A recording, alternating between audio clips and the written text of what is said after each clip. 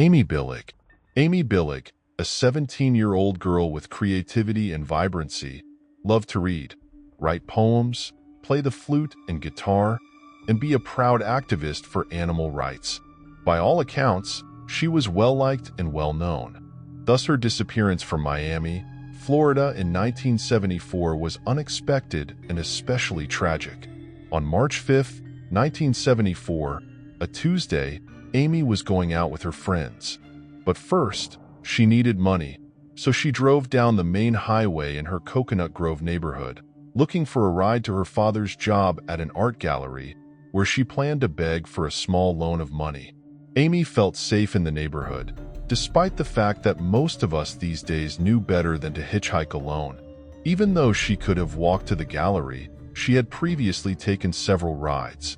Because of this, she was accustomed to it and had no reason to worry that this trip would be any different from the dozens of others she had taken.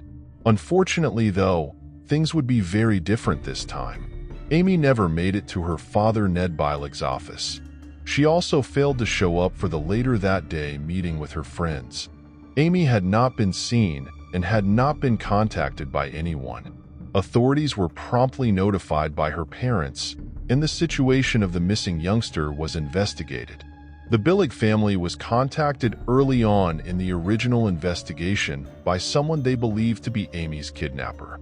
The offender demanded $30,000 over the phone in exchange for the 17-year-old's safe return. However, the caller turned out to be two 16-year-old boys, Charles and Larry Glasser, who were identified by the authorities. They were shady characters with no connection to the case and no knowledge of Amy's location. Regretfully, they squandered valuable time and funds that could have been used more effectively. In the end, they were accused of extortion. Amy's mother, Susan Billig, carried out her own comprehensive investigation, following up on leads and tips wherever she could, while the police kept searching for clues. Her investigation took her across the nation. In an effort to find her lost daughter, she even crossed the Atlantic to visit the United Kingdom. One of the tips that Susan and the police got was that Amy had been kidnapped by one of the two biker gangs who were passing through the area at the time. One group was referred to as the Pagans, and the other as the Outlaws. Both gangs are mentioned in sources relevant to Amy's case. While Pagans received most of the attention, both were dangerous, trafficking in weapons, drugs, and prostitutes. Susan seized the opportunity to pursue this possible lead and frantically looked for her child.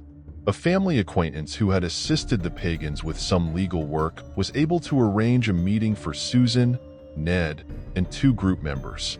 During this meeting, the couple discovered that although these specific members had not seen their daughter, it was common for gang members to purchase, trade, and exchange young ladies who had been abducted for cash or material items like brand new bikes. The members promised the Billings that they would investigate Amy's disappearance by speaking with people who knew her, but they were never able to locate any further details. If they did, they never disclosed it to the family. Susan located the bikers in Orlando, Florida, 3 months after they vanished. Here, a manager at a convenience store said he identified Amy as a girl who had been with the group. She had visited the store multiple times to purchase vegetable soup because she was a vegetarian, and she was last spotted with at least 2 gang members. Sadly, this had no positive outcome, although offering the family and the police some hope. Not until January 1976, a year and a half later, when a man named Dave called Susan and confessed that he used to, quote, own her daughter, were any new leads pursued. Though he had accepted to have a conversation at his home, he appeared anxious when the mother arrived, as though she had been followed. He recognized this as the girl he once owned when he looked at Amy's picture. He saw her scar from the appendectomy, which had not been disclosed to the public at the time, and characterized her as being incredibly quiet, almost like a mute. Dave consented to investigate Amy's location, and a few weeks later, he and Susan went to Oklahoma, the state where the adolescent was allegedly being detained. When they got to the tavern in June, where Amy was intended to be handed to the couple, a fight broke out and injured Dave. Several more motorcycles picked Susan up and took her somewhere safe. Although Dave eventually informed her lawyer that Amy was probably in Seattle, she never saw him again. Susan, who had just suffered a heart attack, went to Seattle in November of 1977. She made multiple witnesses swear they had seen Amy by going around showing the picture of her daughter to patrons and staff in bars, clubs, tattoo parlors, and motorcycle stores. Again and again, people compared her to a mute. A few years later, in the winter of 1979, Susan received a call from an unidentified male who said that Amy was in need of assistance and was at a truck stop outside of Reno, Nevada. The FBI was able to verify that the biker gang traveled through that area, but they were unable to verify if the young lady was among them.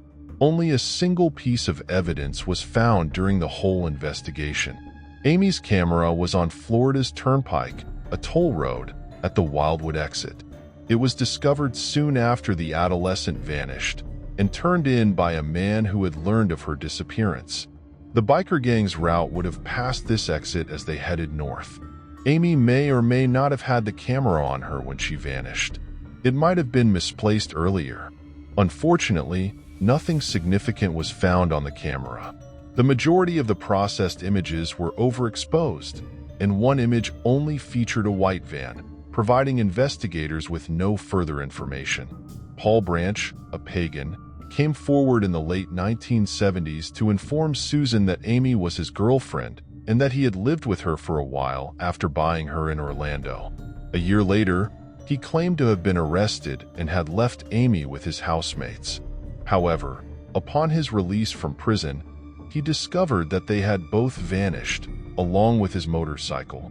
Branch also told Susan at one point that her daughter was still alive and being held captive by other gang members. But Branch's wife said, following his death in the 1990s, that he had changed his mind on his deathbed and told her that Amy had gone to a pagan celebration the night before she vanished.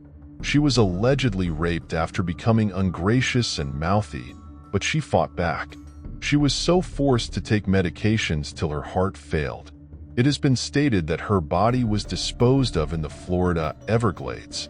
At first, this horrific narrative might appear plausible. However, it was eventually discovered that the widow had accepted payment from a documentary crew in exchange for telling her story.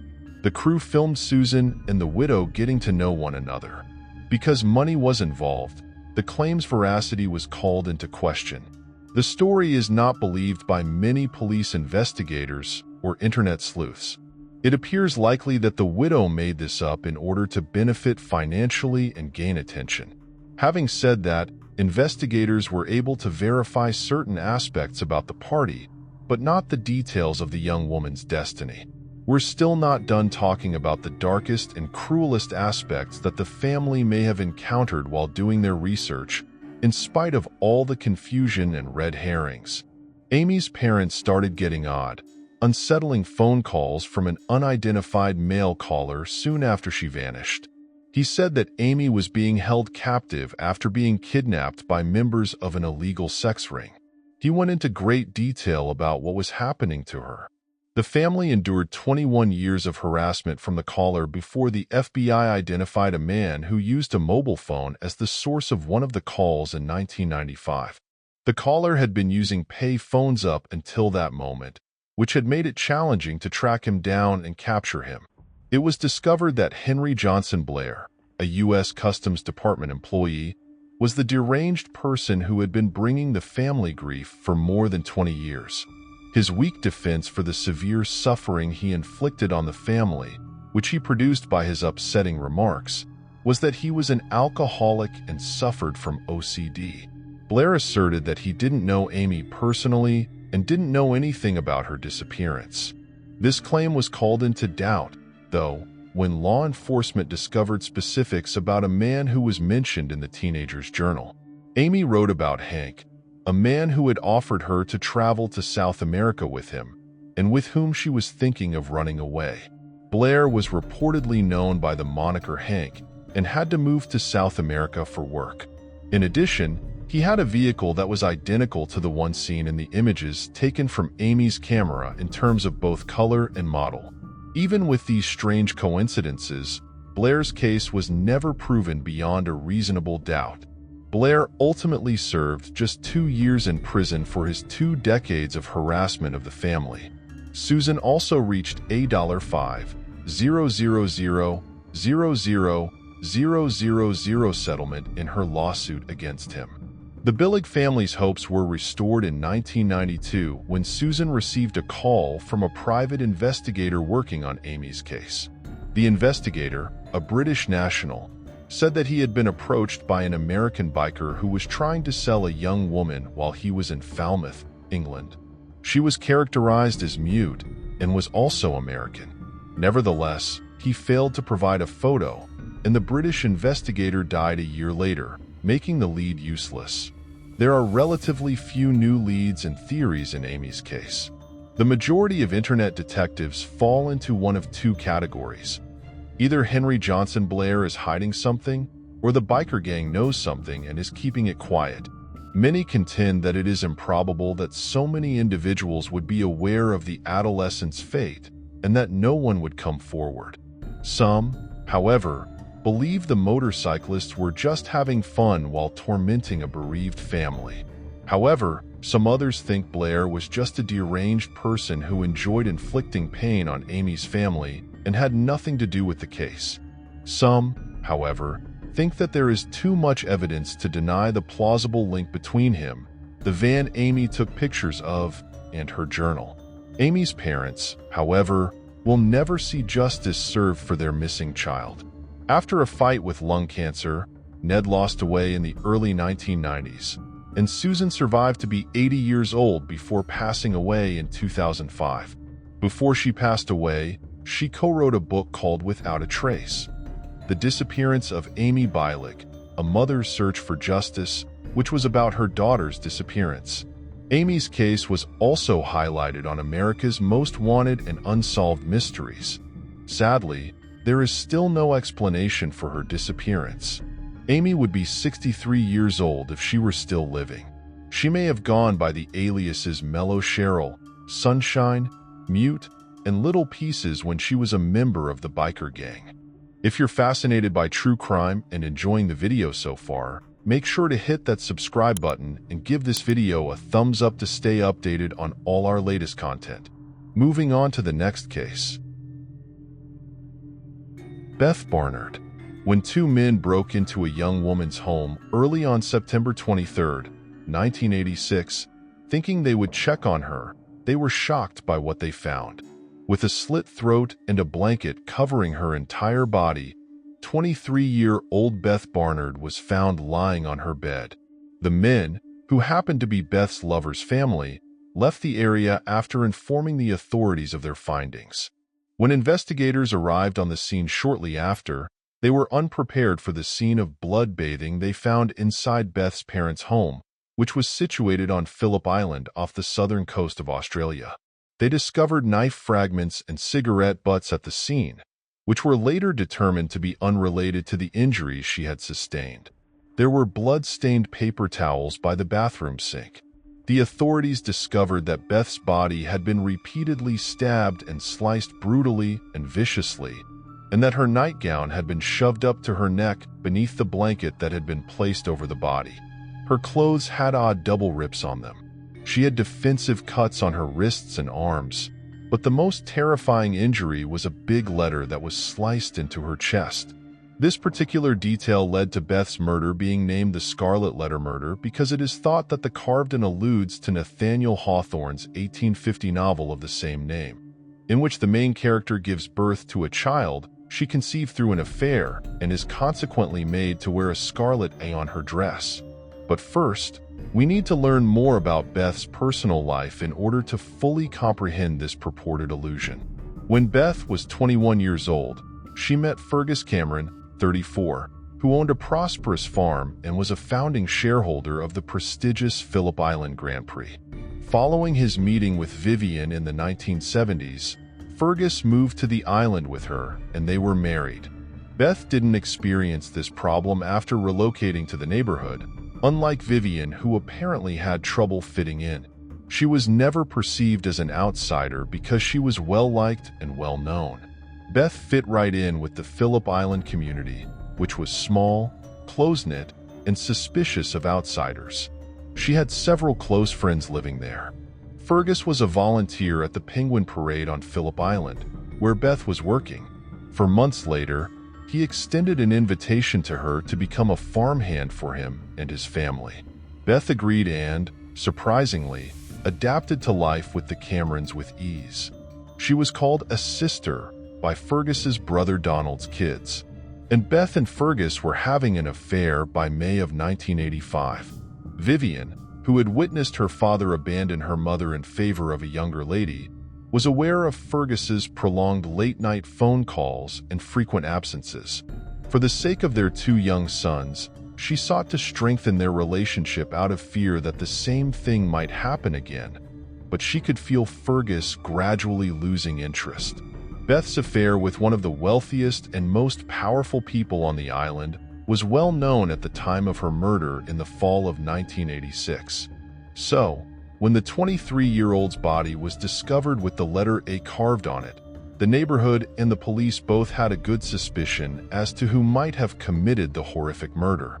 Fergus claims that his wife eventually confronted him about the affair on the evening of the 22nd, the night before the murder.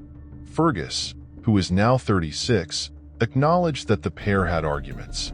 Vivian shattered a wine glass over his head and back in a fit of wrath, cutting his ear in the process. Without delay, she took her spouse to the hospital to receive medical attention for his injuries. The couple appeared to be together rather than aloof or chilly, according to hospital medical staff. But when questioned about what transpired, they did come across as a little reticent. Staff were informed about Fergus's fall through a glass door after they had suspicions about a marital conflict. Fergus then went to his sister Marnie's house and stayed the night. At 1 a.m, this is how Vivian last saw him. Fergus reported to the investigators that he was granted custody of the children in the event that his wife decided to return to Melbourne, ending their marriage. It's unknown what Vivian did that night, but around 3 a.m, she called her friend Robin to ask her to watch the kids because she had to go to the hospital. Although we are positive the pair visited the hospital much earlier that evening, she claims in several publications that she had to accompany her husband there. When the couple awoke the following morning, Vivian was still absent and their Toyota Land Cruiser was gone. Robin was the one who initially informed Donald about this, pointing out that neither Fergus nor his wife had arrived to pick up the kids and that she had to leave for work. But after learning this, Fergus dispatched Donald and his family, along with Marnie's husband, Ian, to see how Beth was doing instead of asking them to look for Vivian. Donald stated that Beth was not dead, but rather that she was not well, when they reported the body to the police. To paraphrase the detectives working the case, they later stated that they thought Donald had been quite odd. It's the most composed, cool-headed group of people I've ever seen. Senior Constable Alan McFadden stated, "You would believe these guys found bodies on a daily basis. Even so, no one was trying to find Vivian." A neighbor last saw her Land Cruiser at roughly 12:30 a.m. outside Beth's house. It was spotted again around 5 a.m., close to the San Remo Bridge. Later that day, at 4 p.m., authorities found it here, unlocked, with the windows down and the keys in the ignition. Contrary to expectations, the detectives found virtually little blood within. They also found a hunting knife, a bloody washcloth, and Vivian's handbag. It was determined at an inquest held 2 years later that Vivian most likely killed Beth in a self-destructive attack before taking her own life. Some investigators, however, believe that this notion was not supported by the important data they possessed. It's interesting to note that bloodstains on a towel in Beth's restroom matched Vivian, rather than the 23-year-old. Additionally, Vivian's blood was found in her own home. Robin, who visited the house in the middle of the night to look after the kids, said that when she arrived, there was no sign of Fergus, Vivian, or the broken wine glass. Only her handbag, which was later discovered in the Land Cruiser left behind. Marnie also mentioned that there were indications of conflict in the house when she had arrived to watch the kids while Vivian drove Fergus to the hospital.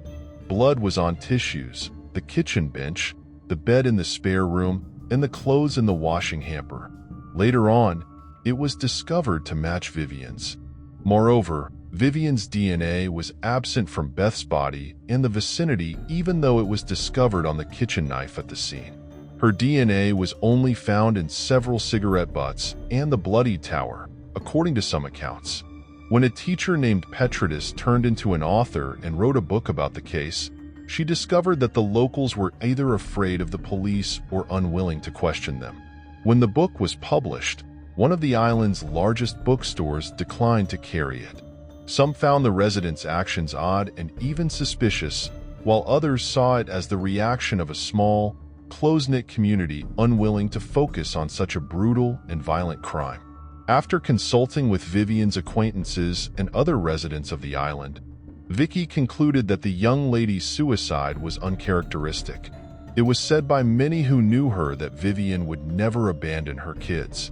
Notably, Vivian's friend Glenda Frost stated that the mother of two called her at 10 a.m. on September 23, 1986, a few hours after the murder. According to Glenda, the two talked about commonplace subjects like sewing patterns. If this is accurate, it indicates that Vivian did not commit suicide right away after the crime. Nonetheless, Glenda's testimony has been disregarded by the investigators, who maintain that she has been a model for their dates. Since there is absolutely no proof that Vivian is dead at all, criminal experts, including former law enforcement officers, have stated that they do not think she staged her death. As for Vivian, criminologist Catherine Whiteley, who focuses on women who kill, has openly expressed her disbelief, pointing out that it was a very, quote, male attack on Beth. Although women who commit murder tend to prefer more covert techniques like poisoning, suffocation, or drowning, this does not exclude them from being capable of this kind of intense brutality. Doctor, forensic pathologist Sarah Yule disputes Catherine's assertion that the incident was the result of someone seeking retribution or acting in a fit of rage. The ferocity of it, she continues, shows the emotionality behind it, which further implies that the victim knows them. In his remarks, former investigator Rory O'Connor described the attack as brutal and frantic. There aren't many well-known people outside the Cameron family who might be connected to the case. Beth allegedly had a fan who was a Land Cruiser driver. It was reported that this individual would sit outside her home at night and would even start mowing her lawn while she was out at work. She apparently got into an argument with this person and told them to change their behavior. Beth said to friends that a few days later, he got upset with me. Furthermore, a college student who attended the Penguin March harbored affections for the 23-year-old but failed to reciprocate them. It's unclear, though, if these two individuals have now been looked into and ruled out. In a statement, another neighbor of Beth's claimed that the night of the crime, at 7:50 p.m., a car pulled into her driveway, sat there, and then turned off its lights.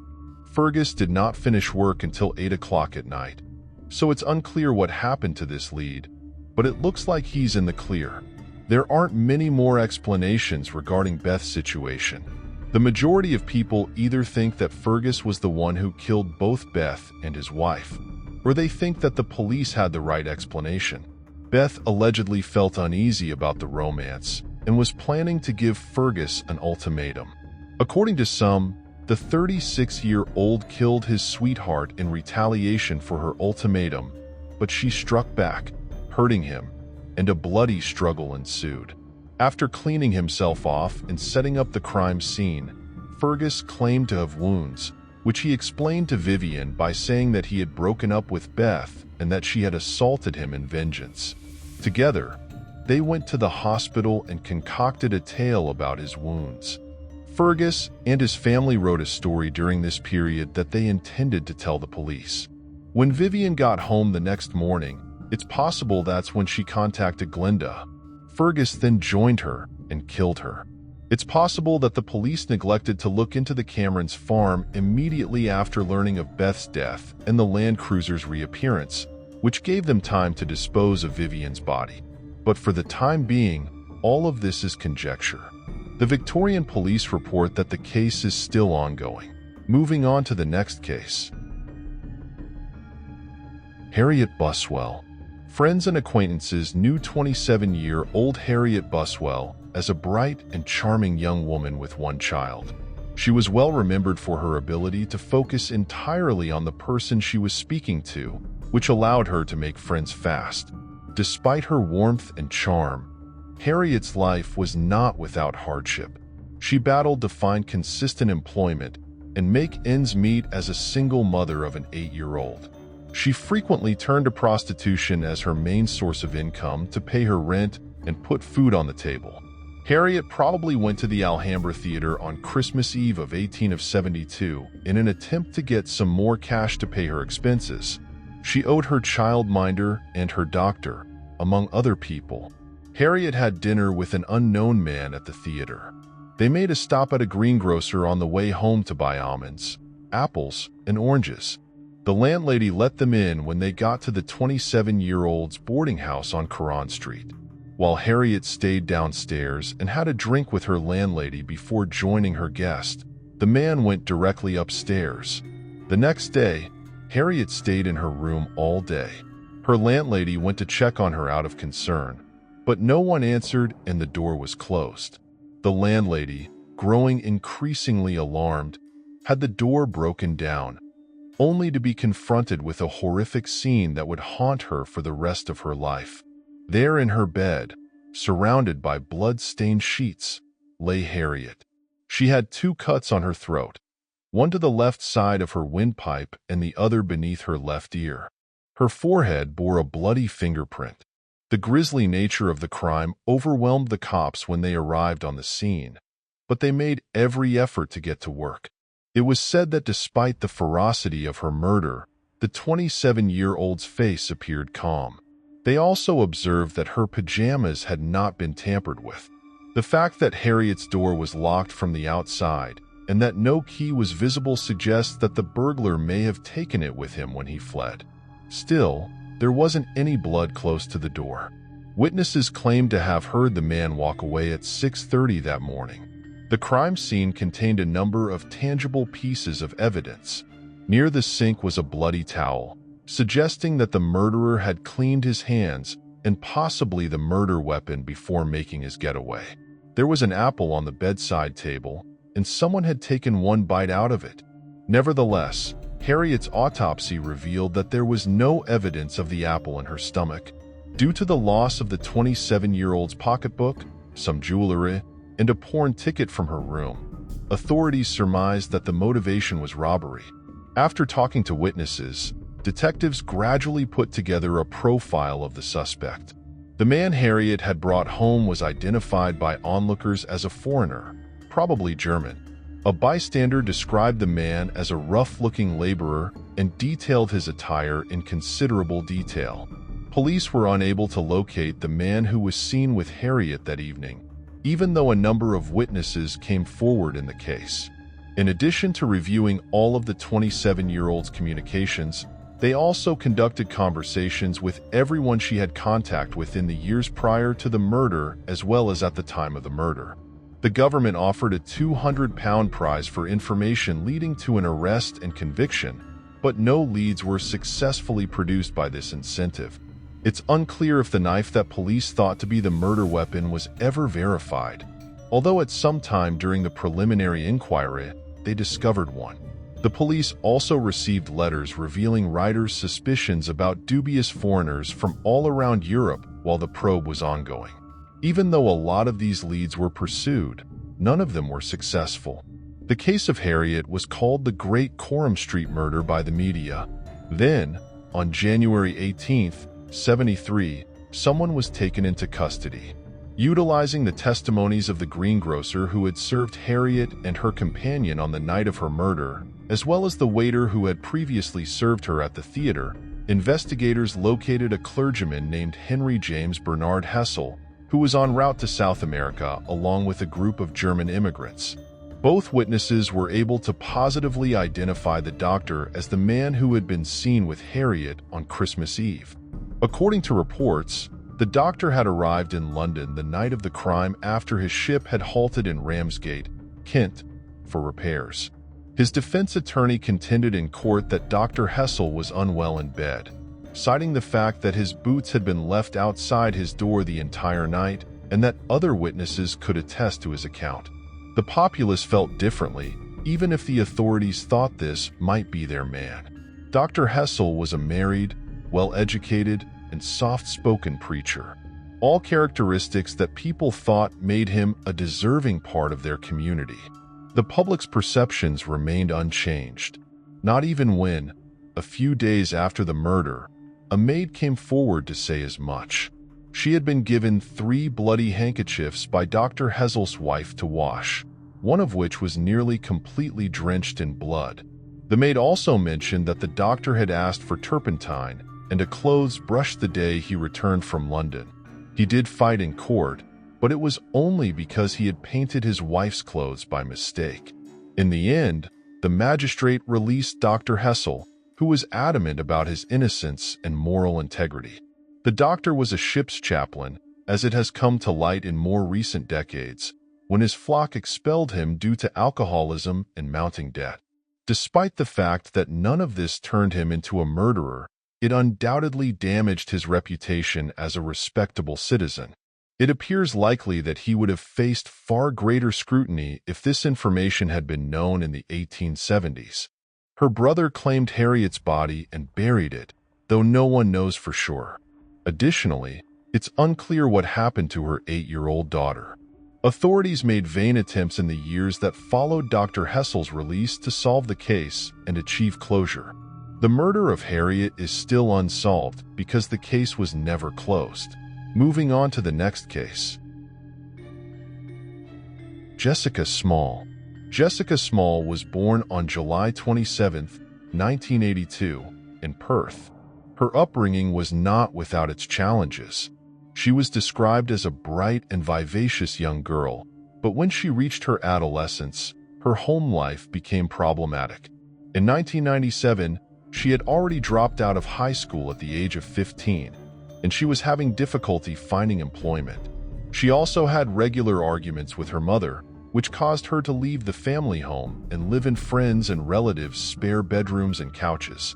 According to Jessica's closest friend Vanessa Conlon, Jessica's mother struggled with alcoholism and frequently used the family's grocery money for cocktails, leaving the house devoid of food. On October 25, 1997, late at night, Jessica and Vanessa visited a gaming arcade in Bathurst, New South Wales. Jessica was a little tipsy because she had had a couple alcoholic beverages. The pals enjoyed playing video games, snooker, and dancing to music with other teenagers their own age at the crowded arcade that was packed with other kids. In the end, the girls made the decision to go meet Ben Clark, one of their other friends, and they got a ride from another acquaintance. Ben wasn't in, as it turned out, so the two were dumped back in town. With no companions present, the girls decided to head back to the arcade, which was now closed, instead of continuing on to mixed takeout. They then made the decision to give Ben Clark another go, and as they were making their way up William Street in the direction of Kings Parade Park, they watched a car go by, turn around, and come to a stop on the other side of the street. Hitchhiking was nothing new to either girl. They had both done it occasionally. Vanessa was the one who asked for a lift this time, since they always took turns doing so. She went up to the man driving the car, which was described as a light-colored Holden Commodore with holes in the passenger side footwell and an orange blanket on the parcel shelf. The holes are said to be large enough to see the road through, but not large enough to stick your foot through. The man, who had already visited the arcade that evening, inquired about Vanessa's enjoyment of the video games and her pool games. Then he inquired as to her whereabouts and activities with Jessica. At that point, both females got inside the car, Vanessa sitting in the passenger seat and Jessica in the rear. The man started driving when they asked for a lift to their friend's residence on Hereford Street. Vanessa directed their attention to a location near the end of Hereford Street while they were driving. There were other homes there, and the area was well lit. At that time, she wanted to be dropped off, and the man replied it was okay. But he halted abruptly at the darker, more remote section of the road, some 100 meters away from the brightly lit area. Then he turns to face Jessica again, telling her to come on over. Vanessa, though, shot out, "I don't think so." In response, the man shoved the 15-year-old back into the seat while wrapping his hand around her throat. Taking advantage of the situation, Jessica flung open the door, and as the man released Vanessa, he attempted to seize Jessica as well. Vanessa remembered that before she could escape, she had to yank her hair out of the man's clutches. With Jessica after her closest friend, the two girls fled down the streets, yelling. "I could tell she was behind me because she screamed out first," Vanessa recalled in a statement afterwards. Though it was a protracted cry for assistance, "I heard Jess plead for help. After that, I heard nothing more and carried on running. As I ran, I didn't glance back." She dashed to a nearby house, where she rapped on the windows to wake the residents, who then promptly dialed 911. Officers went around searching for the man's vehicle, but were unable to locate it. Before they could take Vanessa into their patrol car, they had to calm her down since she was so agitated and hysterical. It is thought that the Holden Commodore was last seen in the vicinity of Willett Close in Eglinton. It was heading towards the Hill End direction. Investigators have looked at a number of identical cars over the years, but they haven't yet located the precise one Vanessa had described. Because the location is isolated and many of the roads were not sealed at the time of the last confirmed sighting of the automobile, authorities consider it to be a noteworthy sighting. They believe the driver was knowledgeable about the area, but because Jessica was a known runaway with a difficult past, her absence was not taken seriously likely, despite Vanessa's horrifying stories and the fact that she was obviously stunned and scared by what had transpired. They even said Vanessa was fabricating the tale to protect Jessica, whom they thought had left on her own initiative. 10 years passed before the police force started to aggressively and sincerely look into the matter, which means that a full 10 years of crucial evidence and witnesses are probably lost forever. Also, there is now much less possibility of finding Jessica alive. A tremendous deal of interesting material was revealed in 2007 and 2008. Investigators now suspect that the Holden Commodore, which a lady reported seeing the night before it vanished, was in a remote region. Another witness added that she heard a woman scream and saw a struggle occur in a car around the time of the kidnapping. The car then accelerated away when he heard a small bang. At the time, the man called the police to report this, but they didn't seem interested in hearing the account, so he went to the police station to tell them directly. He gave a one-paragraph statement to the officers present. The witness thought he was not being given enough credit. According to another eyewitness account, their former colleague had disposed of a Holden Commodore approximately concurrently with Jessica's disappearance.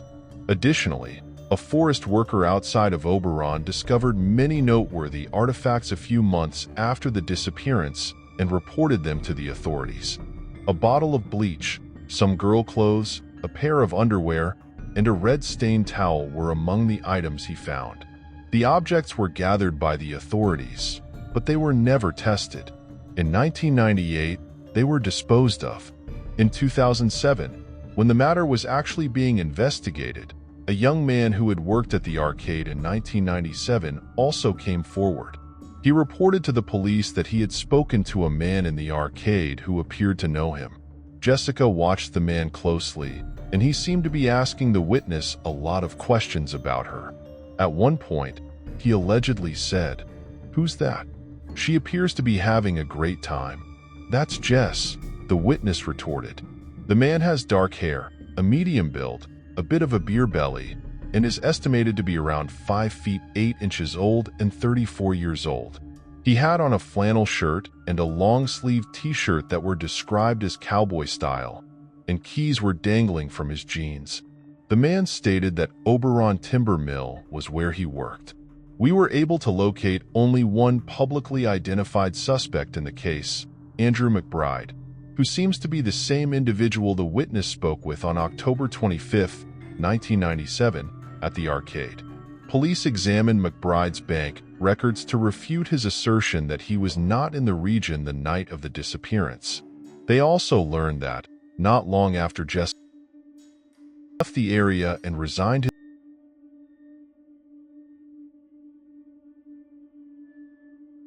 year-old at the time. Nevertheless, only one of our sources mentioned this.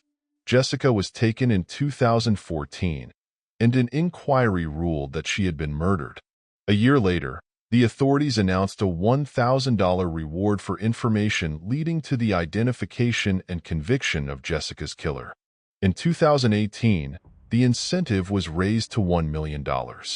On October 25, 1997, Jessica Small was last saw fleeing from the driver of a light-colored Holden Commodore on Hereford Street in Bathurst, New South Wales.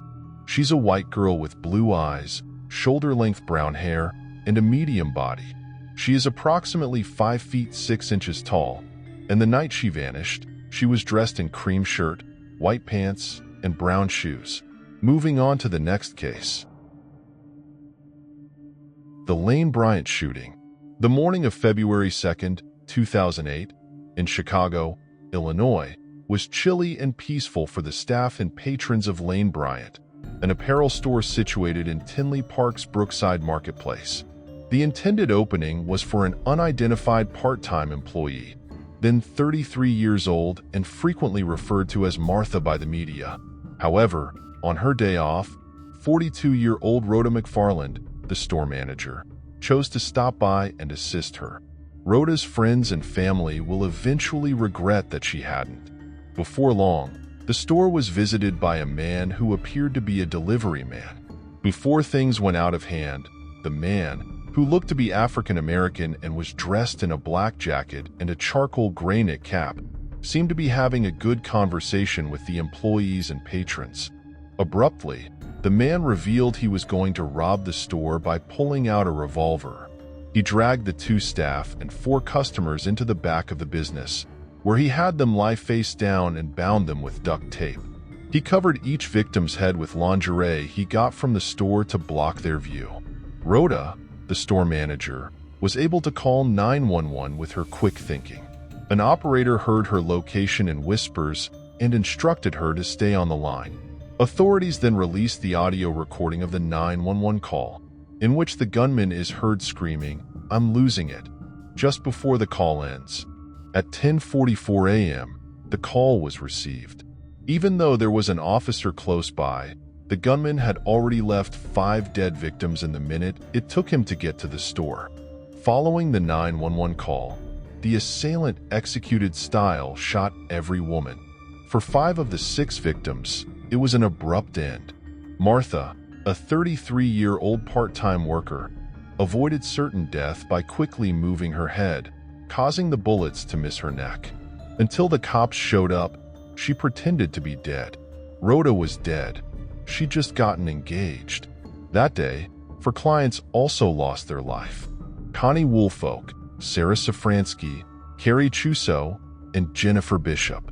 Martha was the lone survivor of the massacre, and her story was crucial to much of the subsequent investigation. She described the perpetrator as an African-American male who was between 5 and 6 feet tall. He had a broad shoulder and hefty physique, estimated to be in the A-pound 20-2130 range. He appeared to be between 25 and 35 years old, with a clean-shaven face. The perpetrator wore a gray cap, a black coat, and black pants with a cursive G-shaped rhinestone accent on the back pocket.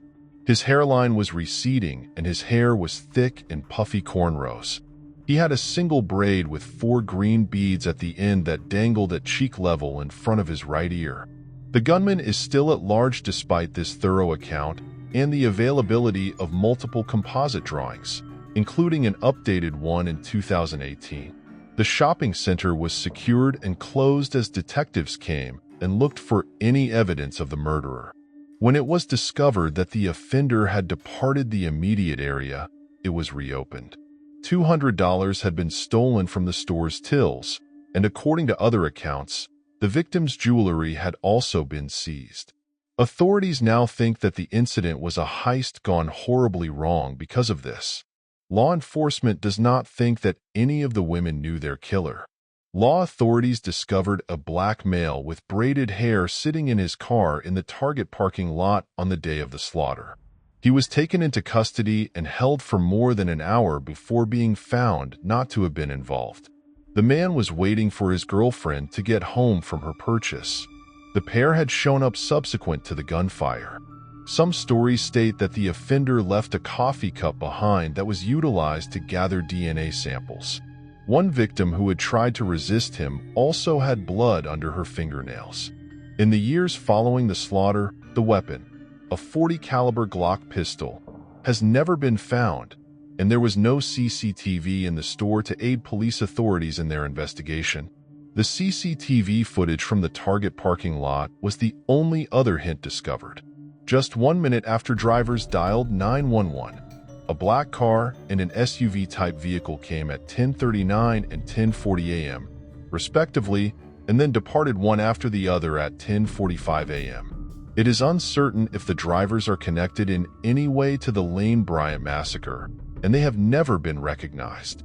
Following the incident, a $100,000 reward was given for information that resulted in an arrest. Charming Shoppers Incorporated, the parent company of Lane Bryant, contributed half of this.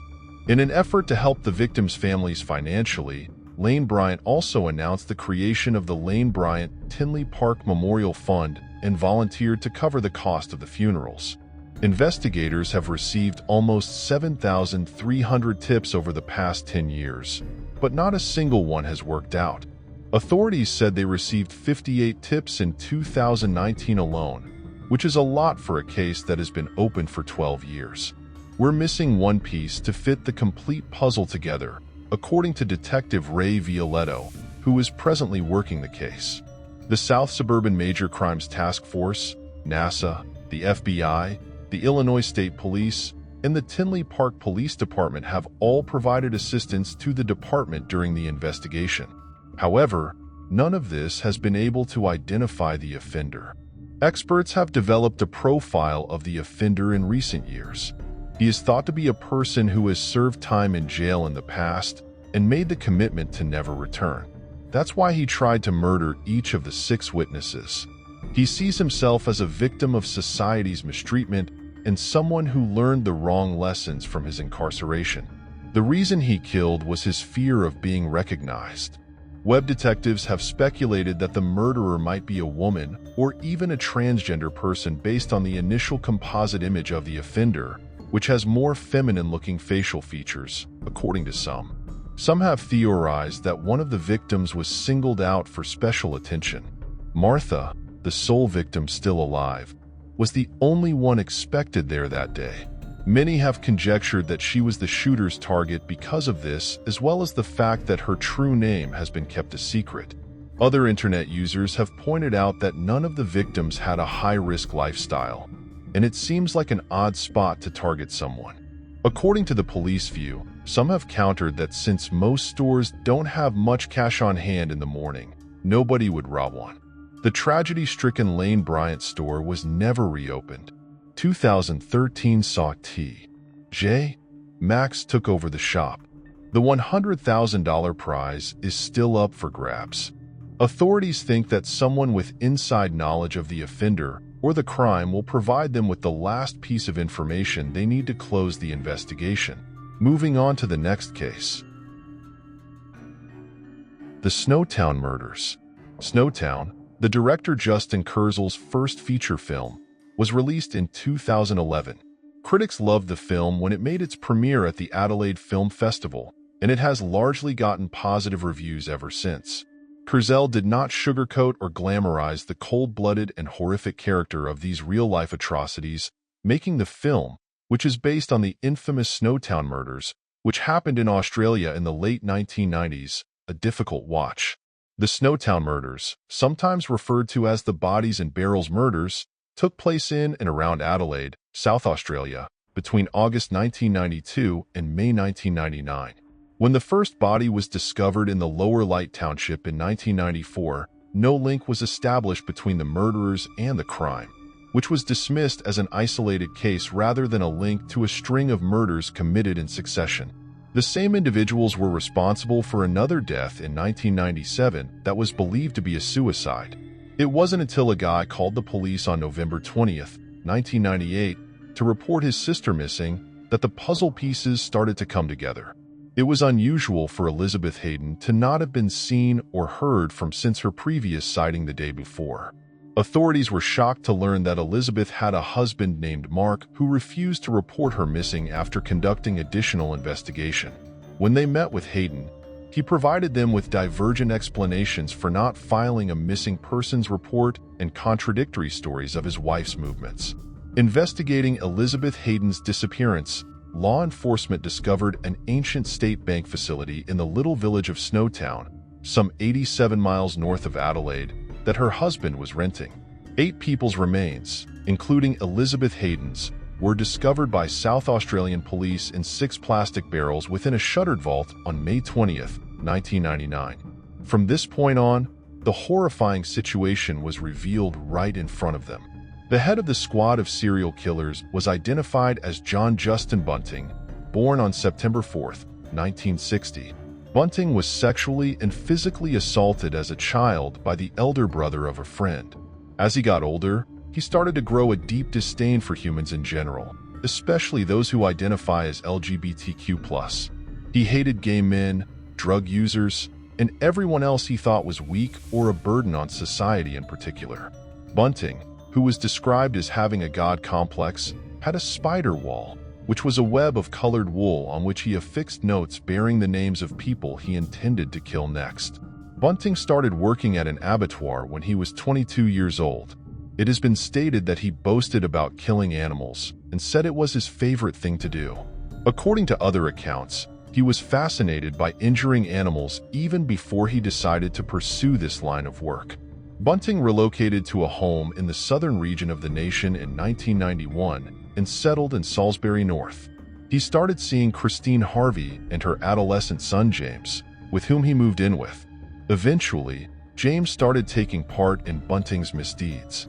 Bunting also became friendly with 2 of his neighbors, Mark Hayden and Robert Wagner. Bunting is said to have persuaded Robert Joe Wagner, who was born on November 28, 1971, in Parramatta, New South Wales, to take part in the killings. Wagner was dating someone much older than him when they first got together. Regarding the identity of his partner, there is some confusion. The majority claim that Wagner was in a relationship with gay man and crossdresser Barry Lane. Others have pointed out that Lane was transsexual and went by the name Vanessa. Which version is correct is uncertain. Most remarkably, Wagner started dating Lane at the age of 14, when Lane was in their late 20s and had reached adulthood. Born on December 4th, 1958, Mark Hayden was a Bunting's colleague. He started renting the shuttered state bank in Snowtown in January 1999, giving the impression to the authorities that the bodies had been transported when Elizabeth's disappearance was being investigated. The rental was in Hayden's name. Though it's a relief that the group's horrible atrocities have come to an end, this may not have been their most cunning move. All 4 men were suspected to have taken part in the murders at some stage, with Bunting being the leader of the group's actions. The 4 were taken into custody on May 21, 1999, when the remains in the barrels were found. 2 further corpses were discovered interred in Bunting's backyard. Furthermore, a total of 12 persons were believed to have been murdered by them.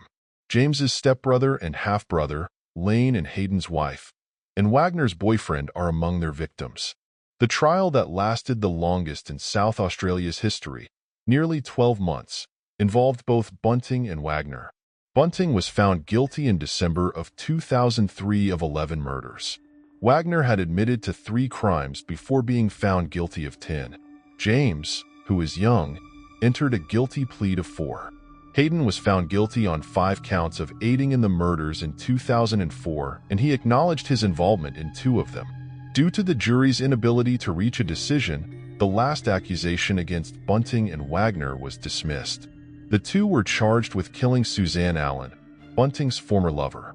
Bunting, the ringleader, received 11 consecutive life sentences without the chance of release. Wagner received 10 consecutive life sentences without the chance of release. He said that pedophiles were abusing youngsters, citing a quotation from the document. "There was nothing the government could do about it. I made the decision to act. That's what I did. I'm grateful." Even though the great majority of the group's victims weren't pedophiles, he nevertheless made this assertion. Many belonged to the LGBTQ+ community or had intellectual disabilities.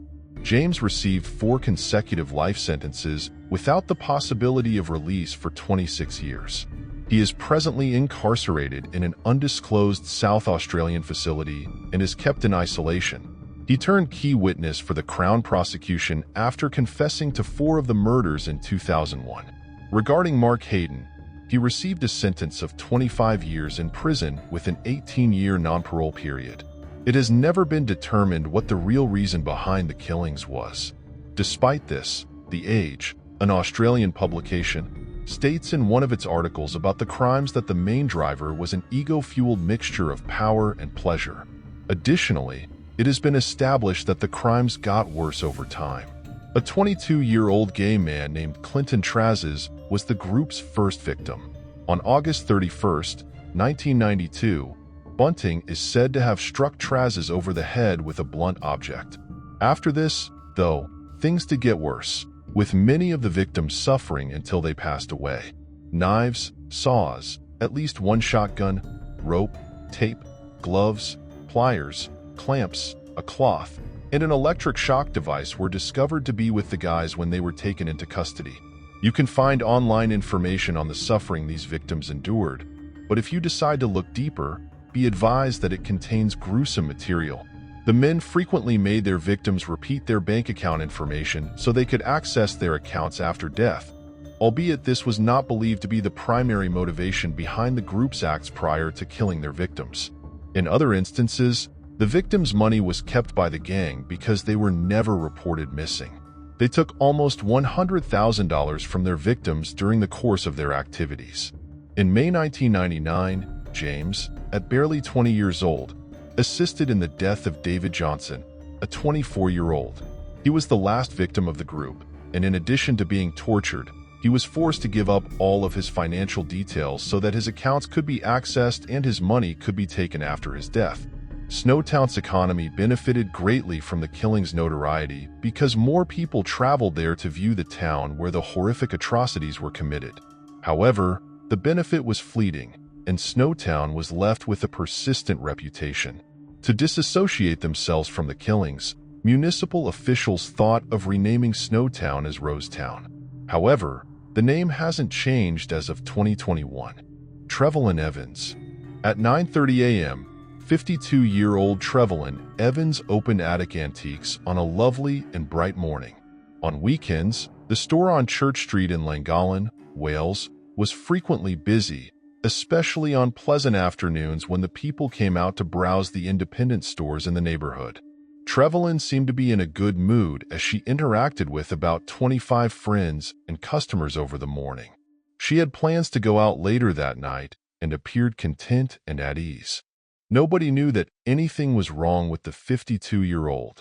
Trevaline put a note that said, "Back in 2 minutes," on the front door of her shop at 12:40 p.m. Then she was gone from the scene.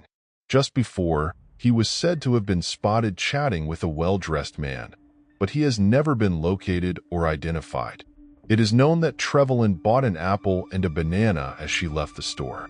She was seen crossing Castle Street, which is close by.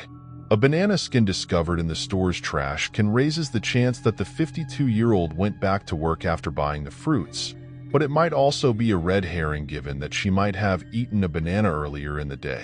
She may have gone back to the business that afternoon, but it has never been confirmed. Trevaline was last seen for sure at 12:30 p.m. when she was seen on Market Street, not far from her house. After this, she was never heard from again and was never seen again. At the time of her disappearance, Her dark blue Ford Escort estate automobile was parked 200 yards from her store and had not been moved. She had forgotten to bring some fruits and flowers home with her after the store closed, along with her handbag, car keys, and jacket. 2 other unsubstantiated reports of Trevaline were made after her sighting at 12:30 p.m. One incident occurred at 2:35 p.m. when a woman who fit the 52-year-old's description was sighted leaving the city along the A5 next to Riverside Park, and the other occurred at 3:45 p.m. when a lady who looked like Trevaline was seen entering Park Avenue from the River D. After Trevaline vanished, the police started to piece together her life story. Before going missing, she had spent the majority of the week away from the vacation house she and her husband Richard owned close to the Rudler coast. The house they intended to live into after they retired had been renovated by Richard. It took Trevaline 3 days to disappear after she returned to Llangollen. She had no enemies that anyone was aware of and was not known to be depressed. All accounts pointed to a fairly average life for her. All of the Llangollen households were questioned following her disappearance. After then, the police continued their search and questioned people who didn't live in the town. 700 autos were removed from the investigation after more than 1,500 names were verified. Nothing could be found despite searches of the nearby caverns, mine shafts, canal, and D River. A drawing of a man wearing a blazer who was supposedly seen with Trevaline just before she disappeared was made and shared. Even still, it doesn't seem like this has produced any fresh leads.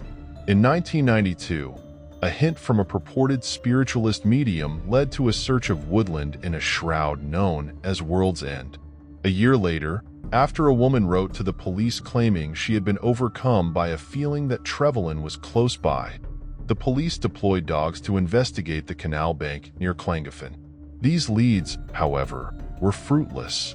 The police reopened the case in January 2001, hoping that new forensic methods would provide some insight into the disappearance and provide investigators with useful evidence. Unfortunately, though, this did not further the probe. Trevaline's husband Richard was detained in June, 5 months later, but he was ultimately freed without being charged. What prompted the investigators to bring him in is unknown. Investigators concluded around this same period that the drawing of the man in the blazer, done just before she vanished, was not accurate. When Trevaline vanished 20 years ago in 2010, her case was re-examined. According to a September 2011 article, the police were investigating a potential link between her disappearance and the life sentence of convicted murderer Robin Ligas, who killed 3 men in 1994.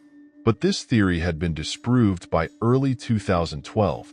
Although no sightings of Trevaline have been substantiated, there have been reports of her in England, France, and Australia in the years following her disappearance. Nothing has been taken out of her bank account since the day she vanished.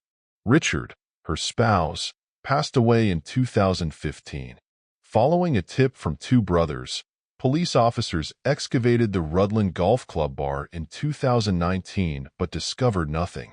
Later, Lee and Andrew Sutton, the 2 brothers who had spoken with the police, voiced their displeasure with the way the information was handled by the authorities.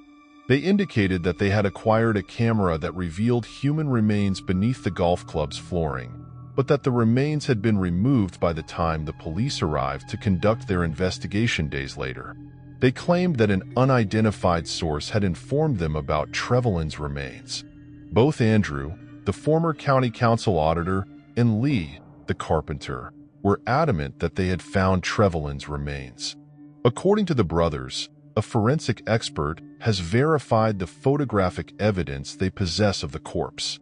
A plaque located on one of the many benches maintained by the council along the Prostaten Walkway, which is more than 30 miles from Llangollen, was observed by a bystander in January of 2021.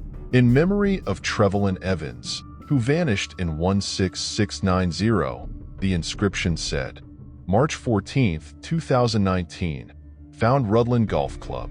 Deleted on March 19, 2019. RIP. After being there for a few weeks, the plaque was soon vandalized. A fresh plaque was found in May 2022, affixed to a different bench at a rest area off the Offa's Dyke Trail. It said, on March 19, 2019 at noon, at Rudin Golf Club, justice awaits those responsible for the removal and disposal of Trevaline Evans in this life or the next.